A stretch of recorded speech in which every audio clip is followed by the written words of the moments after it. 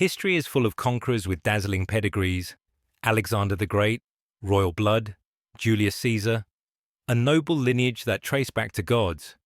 But our story doesn't begin with royalty or divine ancestry. It starts with a stubborn kid on a rugged island, carved by wind and salt, where people learned to fight the sea before they ever fought each other.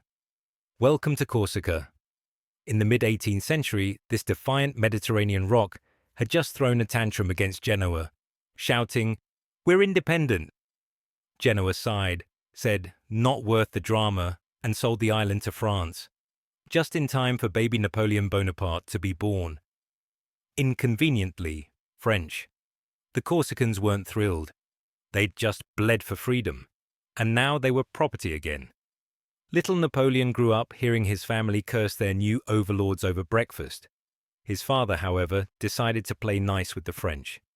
He powdered his wig, polished his shoes, and bowed his way into minor noble status. Napoleon was not impressed. "Ah yes, très loyal," he muttered. Let's just say family dinners were awkward. But Napoleon adored his mother, Letizia. She ruled the house with an iron rolling pin and enough discipline to make a general cry. He respected her toughness, and maybe learned from her how to command through fear and affection in equal measure. Being technically noble meant the Bonapartes could send young Napoleon to study in France.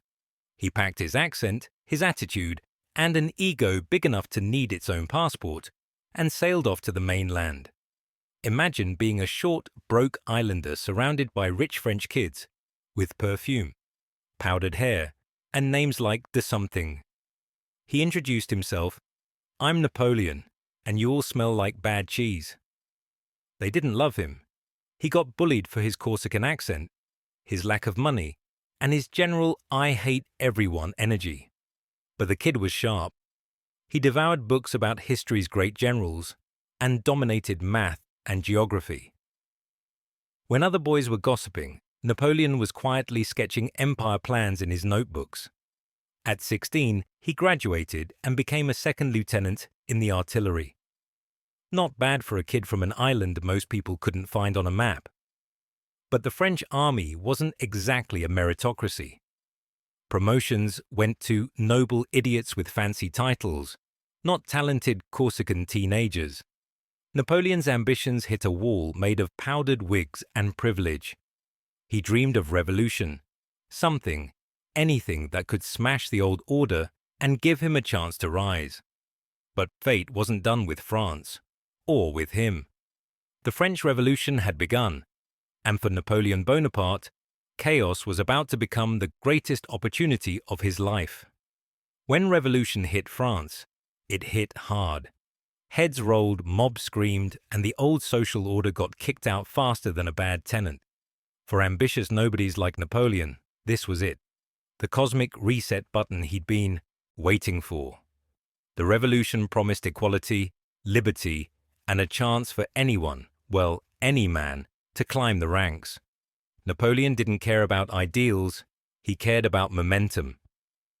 Down with the nobles. Also, can I have their jobs?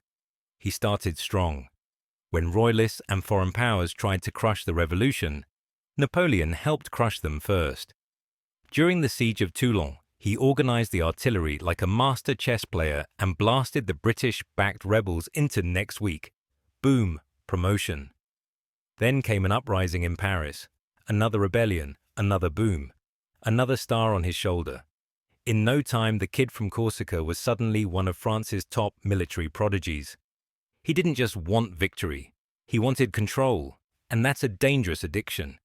But even a rising genius gets lonely. Enter Josephine de Beauharnais, an elegant, older widow with debts and charm to spare. Napoleon fell hard. His letters could have doubled as flamethrowers. She tolerated him enough to say yes. For Josephine, it meant security. For Napoleon, legitimacy. It worked for a while. Meanwhile, Europe was panicking. "France, stop chopping off your royalty," cried the monarchies. "You're making us look bad." To fight them, France sent its least-funded army, Napoleon's. Italy wasn't the main show, it was the sideshow.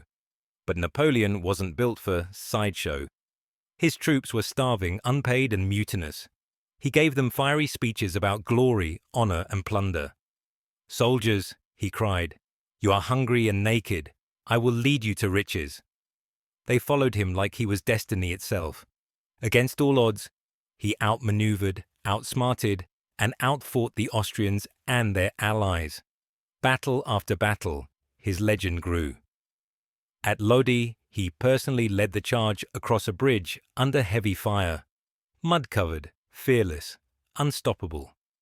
The soldiers worshipped him. "He's one of us," they said. No, he wasn't. He was Napoleon. By 28, he had humiliated Austria, enriched France, and proven himself a genius on the battlefield. He had everything: fame, love, power. But for Napoleon, enough was never in his dictionary. What's left to conquer? For Napoleon Bonaparte, the answer was everything, including Egypt. Fresh off his victories in Italy, Napoleon was riding high, literally and figuratively. France was in love with him, the army adored him, and the government was terrified of him. So they came up with a brilliant plan. "Hey, Napoleon, you're amazing. You should, go really far away and conquer something. Like Egypt." Napoleon didn't hesitate. Egypt offered two things he couldn't resist: glory and British headaches. If he could take Egypt, he could threaten Britain's precious trade routes to India. So he loaded his ships with 35,000 soldiers, a few cannons, and an army of scholars. Because when you're Napoleon, you bring scientists to a war. As soon as he landed, the desert heat hit like a cannonball. Sandstorms, disease, and angry locals. Egypt wasn't exactly welcoming. But Napoleon, ever the propagandist, sent letters home painting it as a grand adventure. "The pyramids salute us," he wrote. "The camels love me." Reality: his men were melting and mutinous. Still, his army fought fiercely. They clashed with the Mamluks at the Battle of the Pyramids, where Napoleon coolly pointed at the ancient structures and said, "Soldiers, from the top of these pyramids, 40 centuries look down upon you." The troops were inspired. The Mamluks? Not so much. France crushed them. But then came the part Napoleon didn't include in the postcards: the British. Admiral Horatio Nelson swooped in at the Battle of the Nile and absolutely obliterated the French fleet. Napoleon was stranded, his ship smoking ruins bobbing in the harbor. Egypt turned from dream to disaster overnight. While he tried to play Pharaoh, founding schools, digging canals, even flirting with the idea of an Islamic alliance, the locals weren't buying it. Revolts broke out. Then he decided to invade Syria. That went badly. Disease ripped through his army, supplies ran dry, and he failed to capture Acre after a brutal siege. Defeat wasn't something Napoleon knew how to process. So what did he do? He ditched his men, hopped on a ship, and sailed home, leaving thousands behind. But when he got back to France, the people didn't see a man who fled a disaster. They saw a hero returning from exotic conquest, thanks to Napoleon's favorite weapon: propaganda.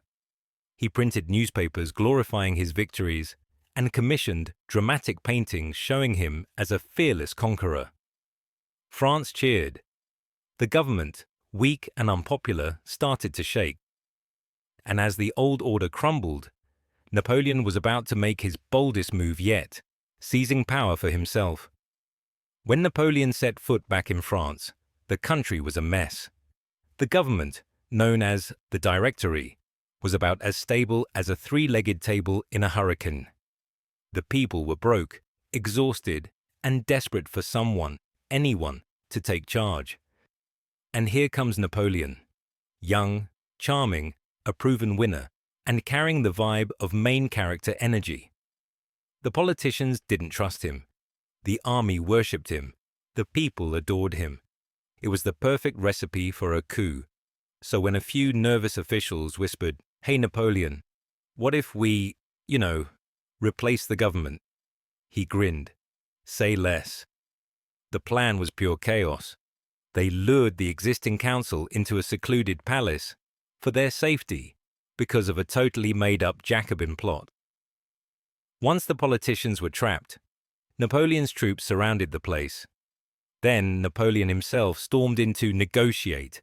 Picture a short man in a big hat yelling at confused lawmakers who had no clue what was happening. Things got messy. Fights broke out. Napoleon nearly fainted. But his brother Lucien, who conveniently ran the lower assembly, took control. Surrounded by soldiers, the terrified officials voted to dissolve the government. Just like that, the Directory was gone. France had a new system, with 3 consuls at the top. Sounds fair, right? Well, after Napoleon revised the paperwork, there was really only one consul who mattered: him. Napoleon, now first consul of France, got straight to work. He reorganized the government, revamped the economy, and made sure his face was everywhere. Paintings, coins, you name it.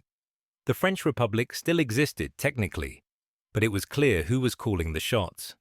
He had transformed from a broke islander to the most powerful man in France, and he wasn't even 31. Still, power never came without enemies. Across Europe, the monarchs were glaring at him like angry exes. "Didn't we crush you people already?" they said. "Why are you back?" Because Napoleon wasn't done. He wanted to prove he could do more than rule. He could conquer again, and across the Alps the Austrians were stirring once more. They'd humiliated France before. Now they wanted round 2. Napoleon smirked, already mapping his next move. "Round 2, perfect," he said. "I like sequels." As war returned to Europe, Napoleon would pull off one of history's most daring feats, crossing the Alps and shocking the world. It's 1800, and Europe's favorite drama series, Everyone versus France, has just been renewed for a second season. The Austrians are back, the Russians are angry, and Britain is bankrolling everyone. But Napoleon, now the head of France, isn't about to let anyone steal the spotlight. He needed a statement, something big, bold, and just a little insane. So he decided to march his army through the Alps. The same Alps everyone said were impossible to cross with thousands of men, cannons, and mules. Napoleon just looked at the mountains and said, "Hold my baguette." The crossing was brutal: icy cliffs, avalanches, and soldiers questioning all their life choices. But Napoleon pushed them forward. He wasn't leading from comfort, he was freezing beside them, shouting encouragement through the snow. Paintings later showed him rearing on a glorious white stallion, cape flying, lightning flashing. In reality, he was hunched on a damp mule, shivering and miserable. But history prefers heroes over hypothermia.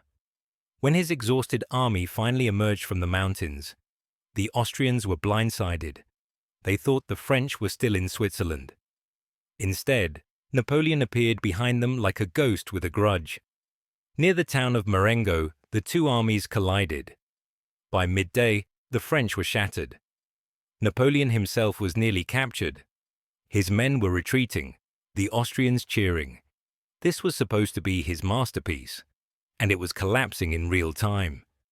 But then, just as the sun began to sink, a dust cloud appeared on the horizon. Reinforcements. Napoleon didn't hesitate. "Now," he ordered, and unleashed hell. The counterattack hit like a cannon blast. By nightfall, the field was his. Once again, he had turned certain defeat into triumph.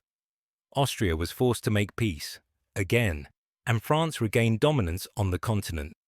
For the second time in his career, Napoleon had saved France, and this time he did it as a ruler, not just a soldier. When the guns fell silent, he began redrawing Europe.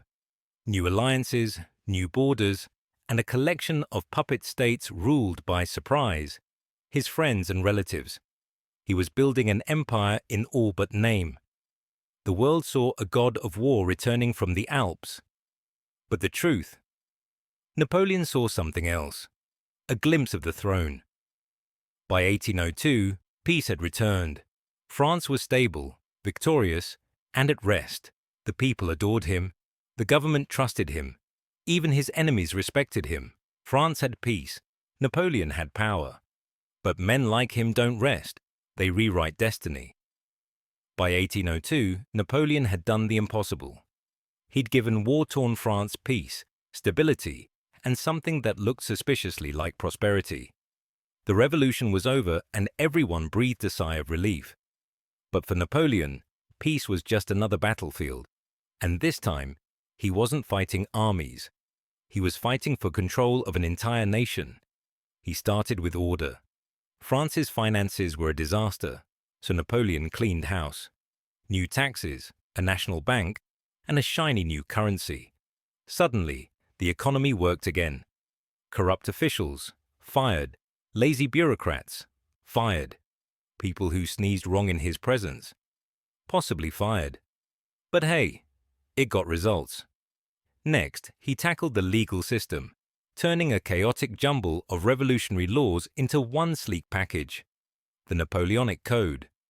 Simple, logical, and a little bit patriarchal. Sorry, ladies. Still, it became one of the most influential legal systems in history. He wanted a society built on merit, not birthright, so he made education the key to success. The message was clear. If you were smart and loyal, you could rise. If not, au revoir. Napoleon also knew the church couldn't stay exiled forever, so he made peace with the Pope, bringing Catholicism back under tight French control. You can have your faith, he told them, but I'm still the boss. It was a masterclass in manipulation. Appease everyone, but obey no one. With France stable and adoring, Napoleon was ready for the next step, immortality. After surviving several assassination attempts, he decided being first consul for life wasn't enough. He wanted something grander. So, in true Napoleon fashion, he asked the French people to vote on whether he should become emperor. The results came back yes, with an unbelievable 99.9%. Democracy, folks. On December 2, 1804, in the Grand Cathedral of Notre Dame, Napoleon staged one of history's most dramatic glow-ups. The Pope was there to crown him, but Napoleon snatched the crown first and placed it on his own head. Message received: no man, no church, no God above him. Then, to drive the point home, he crowned Josephine as empress. The audience went wild. The world looked on in shock. A republic had crowned an emperor. France had a new monarch, one born not of blood, but of brilliance and ambition. But every throne comes with enemies, and Europe's kings were already sharpening their swords for the man who dared to crown himself. Europe's monarchs thought they could relax after Napoleon crowned himself emperor. Big mistake. France's favorite overachiever was just getting started.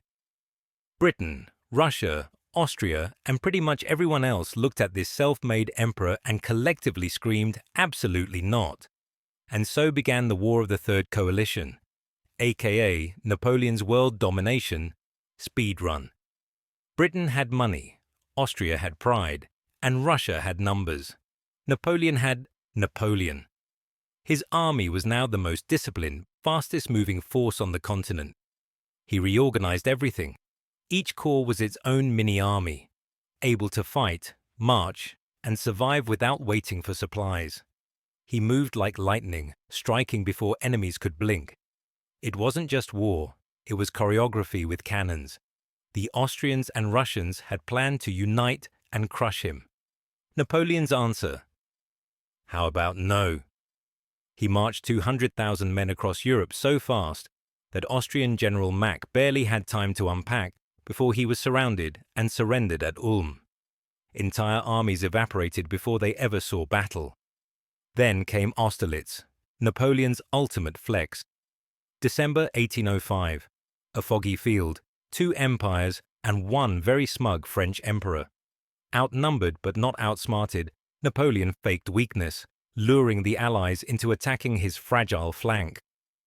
Once they took the bait, he unleashed a devastating central assault that split them apart.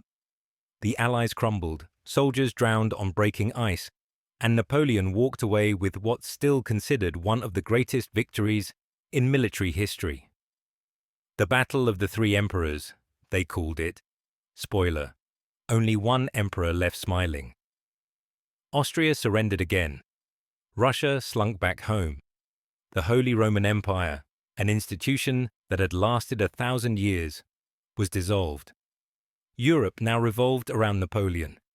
He crowned relatives as kings, redrew borders, and even the Pope couldn't say no. From Spain to Poland, his influence spread like wildfire. The world had never seen a single man reshape a continent this fast. But he wasn't invincible. At sea, Admiral Nelson's victory at Trafalgar crushed any hope of invading Britain. France ruled the land, but Britain ruled the waves. For now, the two titans of Europe were at a stalemate. Napoleon on the throne, Britain at sea, both waiting for the other to slip. And as Napoleon looked out over his empire, he must have thought he'd reached the peak of human achievement. From a nobody on a forgotten island to Emperor of Europe, it was the greatest comeback story ever told. But history, as always, wasn't done with him yet. Because the higher you climb, the harder you fall.